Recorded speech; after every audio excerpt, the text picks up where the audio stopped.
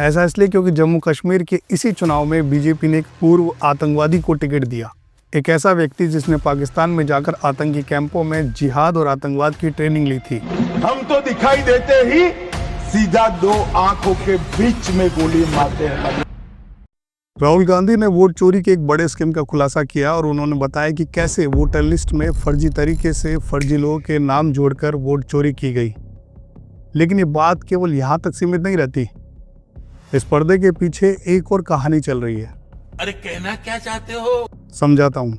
दरअसल दादर और नागर हवेली जो भारत का यूनियन टेरिटरी है, वहाँ पर अक्टूबर 2025 में हुए चुनाव में कुल 122 सीटों में से 91 सीटें यानी 75% सीटें बीजेपी को बिना कोई चुनाव लड़े मिल गई। क्या बात कर रहे हैं? और गौर करने वाली बात यह है कि कांग्रेस के लगभग 80% उम्मीदवारों के नॉमिनेशन तकनीकी कारण बताकर रद्द कर दिए गए, जबकि बीजेपी का एक भी नॉमिनेशन रद्द नहीं हुआ।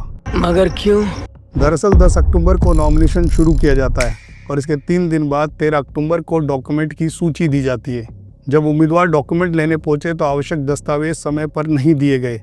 सरकारी कर्मचारी इलेक्शन ट्रेनिंग के बहाने बनाते रहे और उम्मीदवारों को दूर दराज के ऑफिस के चक्कर लगवाया गया। इसके बाद चुनाव लड़ने वाले विपक्षी उम्मीदवारों को रोकने के लिए दस्तावेजों में छोटी छोटी बातें पकड़कर उनका नॉमिनेशन रद्द कर दिया गया। नतीजा 75% सीटें सीधे बीजेपी के खाते में। और एक ऐसा अकेला मामला नहीं है। अरुणाचल प्रदेश, जहां न वोटिंग हुई न ही काउंटिंग, सीधे 10 सीटें बीजेपी के खाते में। वहीं त्रिपुरा में पंचायत चुनाव में बिना किसी मतदान के 70% सीटें बीजेपी की झोली में डाल दी गई। इसी तरह गुजरात चुनाव में भी सूरत से कांग्रेस प्रत्याशी का नॉमिनेशन रद्द होने के कारण यह सीट भी बीजेपी ने बिना चुनाव लड़े जीत ली। अरे देवा, ये गड़बड़ है बाबा। इन सब के अलावा साल 2018 में जम्मू कश्मीर के निकाय चुनाव में बीजेपी को 60 सीटें बिना कोई चुनाव लड़े मिल गई। और ऐसा इसलिए क्योंकि विपक्ष के उम्मीदवारों ने इस चुनाव का बहिष्कार किया था। लेकिन इस चुनाव में सबसे गौर करने वाली बात पता है क्या है? अब गर्दा उड़ेगा भैया। जो लोग ये कहते हैं कि टेरर और ट्रेड एक साथ नहीं चलते। हम तो दिखाई देते ही सीधा दो आंखों के बीच में गोली मारते हैं। मजवर दो आंखों। टेरर और ट्रेड एक साथ नहीं चल सकता, लेकिन terror and cricket and terror and चुनाव एक साथ चल सकते हैं। ऐसा इसलिए क्योंकि जम्मू कश्मीर के इसी चुनाव में बीजेपी ने एक पूर्व आतंकवादी को टिकट दिया।